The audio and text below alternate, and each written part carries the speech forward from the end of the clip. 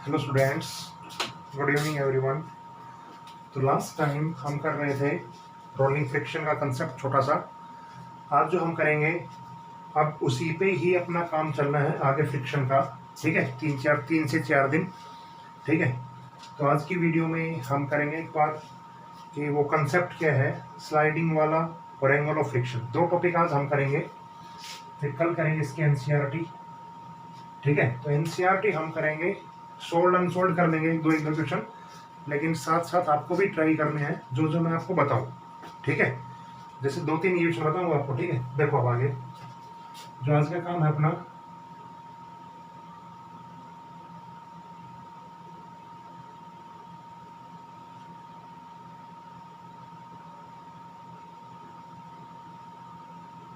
पहला काम है अपना एंगल ऑफ फ्रिक्शन। ठीक है,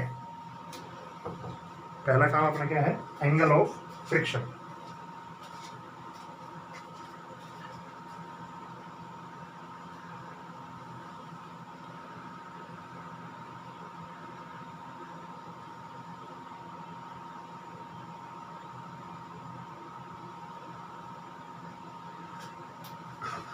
देखिए, दिख रहा होगा ना साथ आराम से।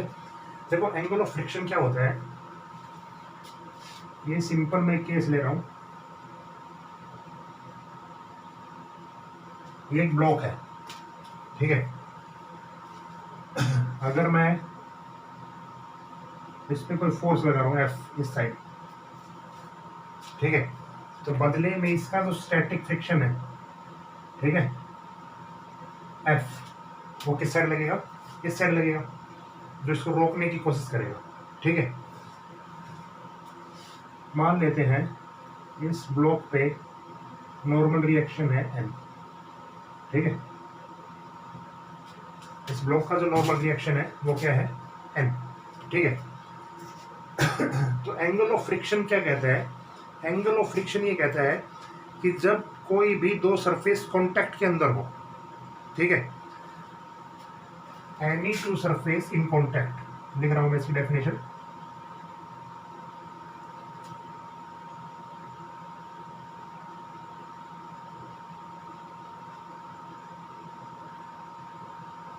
any two surface in contact, ठीक है, is defined as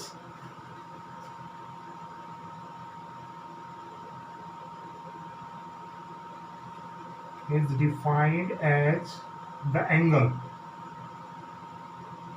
क्या बताएगा वो, एंगल, क्योंकि हम क्या पढ़ रहे हैं, angle of friction with the resultant of force of limiting friction,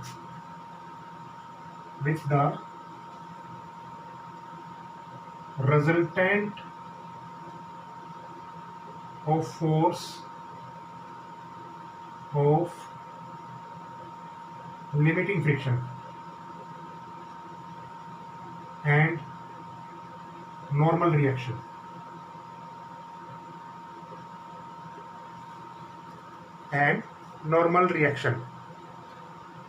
makes with direction of normal reaction, makes with direction of normal reaction। क्या है देखिए, ये क्या रखा है कि एंगल ऑफ फ्रिक्शन को हम इस तरह डिफाइन करेंगे कि ये है लिमिटिंग फ्रिक्शन, ठीक है, लेकिन इसका जो स्टैटिक फ्रिक्शन रहेगा वो बताइए आप मुझे कितना होगा, म्यू एस एन, ये ध्यान रखना आप।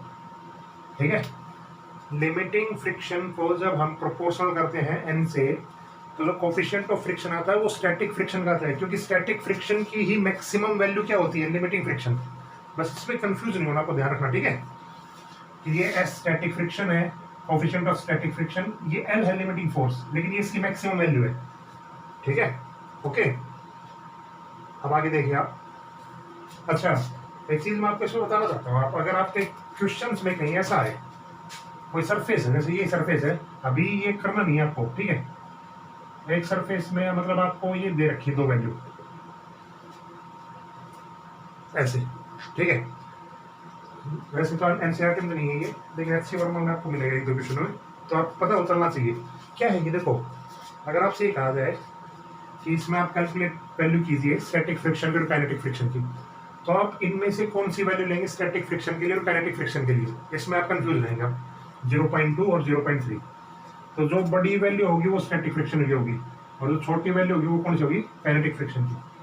अब ये बात मैं आपको याद दिलाता हूँ किस तरह हमने आपको बताया था कि एक बार मैंने आपको एग्जाम्पल दिया था, वो एग्जाम्पल कि जब हम स्टार्टिंग जैसे हम किसी बॉडी पे फोर्स लगा रहे हैं, ठीक है, तो वो ज़्यादा फोर्स एक्सर्ट करती है चलने के लिए स्टार्टिंग में, और जैसे ही वो मोशन में जाती है ना तो वो फोर्स कम स्टार्ट करने लग जाती है, मतलब उसका फ्रिक्शन फोर्स कम होने लग जाता है। इसका मतलब स्टार्टिंग में जब हम पुल करेंगे या पुश करेंगे, कुछ भी करेंगे, ठीक है, तो स्टैटिक फ्रिक्शन की वैल्यू मैक्सिमम रहेगी, और जैसे ही वो बॉडी मोशन के अंदर आ जाएगी ना तो काइनेटिक फ्रिक्शन क्या हो जाएगा? अपने आप कम हो जाएगा। तो उस प्रोसेस को हम कहते हैं काइनेटिक और इस प्रोसेस को हम क्या कहेंगे? स्टैटिक। तो अपने टॉपिक पे आते हैं पहले, ये तो याद आ गई तो मैंने आपको बता दिया, ठीक है।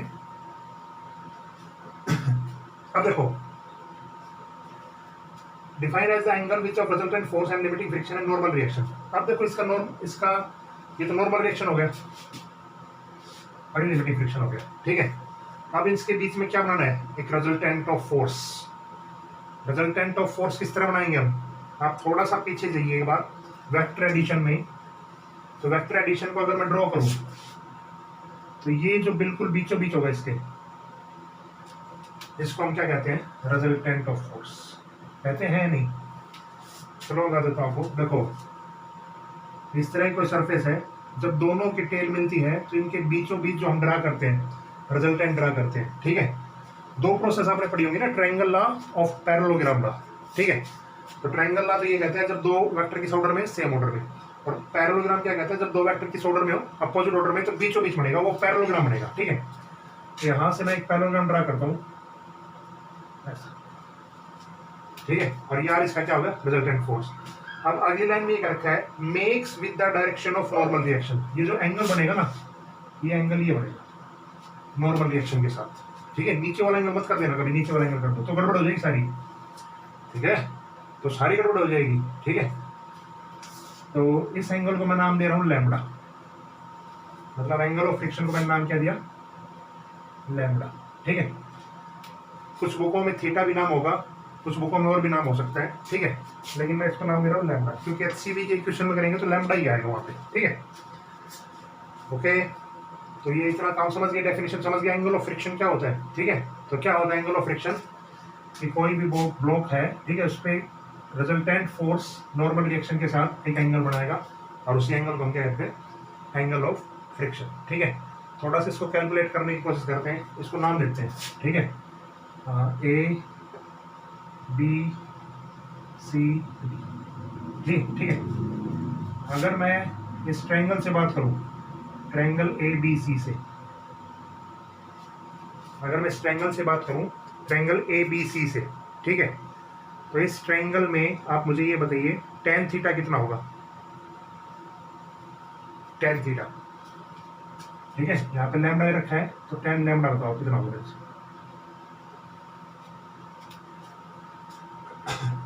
बताइए सोच के। पैरेललोग्राम हमने ड्रा किया है, ये ट्रायंगल ये ए बी सी, इसमें tan लैम्बडा कितना होगा? तो tan लैम्बडा होता है परपेंडिकुलर अपॉन में बेस, तो कैसे लिखता हूँ? ए बी अपॉन में बी सी, यही होगा ना, ठीक है, ए बी अपॉन में बी सी, ठीक है। और ए बी की वैल्यू आप यहाँ से देख सकते हैं कितनी है, बताइए। पैरेललोग्राम की दो साइड इक्वल होती हैं, ठीक है ना, तो ये कितनी आ जाएगी? एफ। ऊपर वाली भी कितनी है? एफ है, नीचे वाली भी एफ है। बी सी, बी सी बताइए आप कितने हैं? एन है क्या? नहीं एन, बताइए एन, ठीक है ना। तो tan लैम्बडा अपने पास कितना आ गया? एफ अपॉन में एन। एफ की वैल्यू कितनी होती है? म्यू एस एन होती है ना, होती है या नहीं बताइए आप, ठीक है। और अपॉन में क्या आ गया? एन, एन से एन क्या हो गया? कैंसिल आउट, इसका मतलब म्यू एस की वैल्यू कितनी आ गई? tan लैम्बडा, और लैम्बडा की वैल्यू कितनी आ गई आपकी? tan इनवर्स म्यू, बस हो गया अपना काम एंगल ऑफ फ्रिक्शन का। ठीक है, this is angle of friction. इस चीज को हम क्या कहते हैं, एंगल ऑफ फ्रिक्शन। ठीक है, तो आज अपना एक टॉपिक ये हो गया। एक टॉपिक और करते हैं छोटा सा अभी, और वो इम्पोर्टेंट है।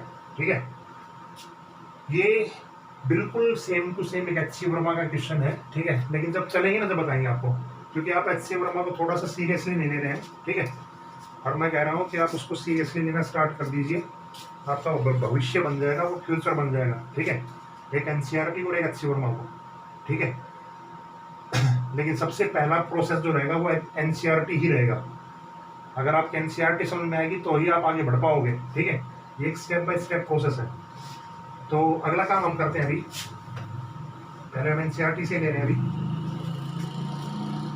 कल की क्लास भी आपकी एनसीईआरटी बेस्ड होगी, क्वेश्चन बेस्ड होगी कल। ठीक है, कुछ एक एनसीईआरटी क्वेश्चन करेंगे, फिर अगली क्लास में हम लेंगे एनसी वर्मा के स्टार्टिंग क्वेश्चन कुछ।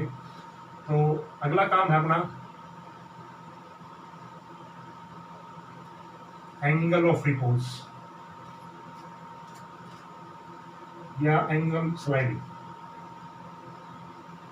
देखो, एंगल ऑफ रिपोज या एंगल ऑफ स्लाइडिंग, क्या किया हमने, सरफेस यही ली हमने, ऐसी कोई सरफेस ली। ठीक है, इस सरफेस को हमने क्या कर दिया, इंक्लाइन कर दिया कुछ इस तरह। मतलब इस सरफेस को हमने कैसे कर दिया, उठा दिया कुछ एंगल पे। वो एंगल मान लिया हमने अल्फा। ठीक है, अब के बाद हमने एंगल क्या मान लिया, अल्फा। ओके, अब इस पे कोई ब्लॉक रखा है एम मास का। ठीक है, इतना काम समझ गए। अब एंगल ऑफ रिपोज क्या कहता है कि कितने मिनिमम एंगल पे हम इसको रखें। मतलब ये अल्फा जो है ना, इस अल्फा पे कितने मिनिमम एंगल पे हम रखें कि ये ब्लॉक स्लाइड डाउन करने लग जाए, स्टार्ट हो जाए स्लाइड डाउन करना। समझ आया मेरी बात को आपको?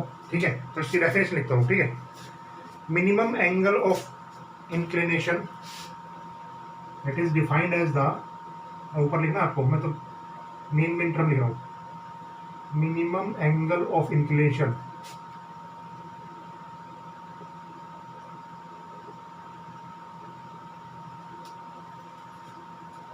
of a plane with the horizontal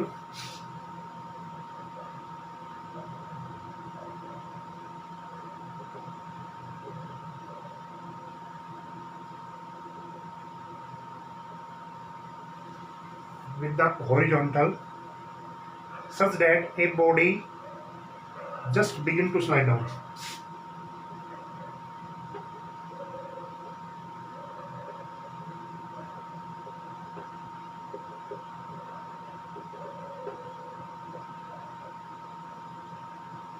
clear हो गया ना? क्या कहा है इसमें, देखो यही कहा गया है कि इस बॉडी, इस प्लेन को हम कितने एंगल पे लेके जाएं, अल्फा एंगल पे, कि ये बॉडी स्लाइड डाउन करना स्टार्ट कर दे। ठीक है, देखिए हम इसको प्रोसेस कर आगे करते हैं। देखो, इसको बैलेंस कीजिए आप। तो इस तरह के पुलिस सिस्टम को मैंने बहुत बार आपको बैलेंस करना सिखा रखा है, लेकिन फिर भी आपको बता देता हूँ। ये इसका नॉर्मल डायरेक्शन ऊपर की तरफ एन, नीचे की तरफ आएगा तो वेट इस तरफ हो जाएगा नहीं बताओ मुझे, आता नहीं। बॉडी का जवाब ऐसे है। ठीक है, तो वेट इसके नीचे की तरफ। ठीक है, उसके बाद इसको दो कंपोनेंट में हमने तोड़ दिया। ठीक है, एक कंपोनेंट और एक कंपोनेंट, होगा ना ऐसा? बताइए। देखो, यहाँ से एक परपेंडिकुलर डाला हमने 90, ये एंगल 90 माइनस अल्फा, तो ये वाला बचा हुआ एंगल भी कितना बचा, अल्फा। ये बात समझ में आ गई आपको? थोड़ी सी ज्योमेट्री का यूज कर सकते हैं ना, जैसे 90 डिग्री का एंगल डाला हमने, तो 90 माइनस अल्फा, तो बचा एंगल कितना बच गया, 90 अल्फा। तो ये वाला जो कंपोनेंट होगा mg cos अल्फा, बॉडी नीचे आना चाहती है तो ये वाला कंपोनेंट कौन सा होगा, mg sin अल्फा। इसको रोकने का जो काम करेगा वो कौन सा फोर्स काम करेगा, फ्रिक्शन फोर्स। ठीक है, हो गया अपना काम बस। ठीक है, अब इसका फ्री बॉडी डायग्राम होगा, अल्फा निकालना चाहते हैं हम। ठीक है, देखो ऊपर की तरफ नॉर्मल रिएक्शन, नीचे की तरफ क्या है, mg cos अल्फा, है ना। तो यहां से मैं इक्वेशन लिखता हूं, n is equal to mg cos alpha, ठीक है। दूसरी तरफ देखेंगे हम, तो इस तरफ तो है mg sin अल्फा, और दूसरी तरफ कितना है, फ्रिक्शन फोर्स। तो F इज इक्वल टू कितना आ जाएगा, बताइए, mg sin अल्फा, डिवाइड कर दीजिए आप इन दोनों को, इक्वेशन 1 और इक्वेशन 2, ठीक है। mg से mg क्या हो गया, कैंसिल आउट, n अपॉन में म्यू एस एन हो गया, कोस अल्फा अपॉन में साइन अल्फा कितना होता है, कोट अल्फा, n से n कैंसिल, ठीक है।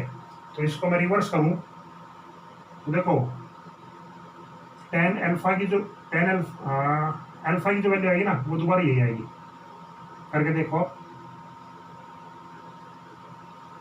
देखो इसको मैं ऊपर ले गया तो टेन अल्फा हो गया, अल्फा की वैल्यू निकाली तो टेन इनवर्स। क्या आपको समझ में आया कि नहीं, ये बताइए। कंटिन्यू स्लाइड करेगा तो हम इसको म्यू के भी ले सकते हैं, कोई दिक्कत नहीं है। This is angle of repose, ठीक है। रिजल्ट दोनों में क्या है, सेम आए ना, दोनों में रिजल्ट क्या है आपके पास, सेम है, ठीक है। तो नेक्स्ट क्लास में हम करेंगे इसके एनसीईआरटी क्वेश्चंस, 2-3 जो इसके नीचे दे रखे हैं, बताएंगे आपको, दिखाएंगे एक बुक में, ठीक है।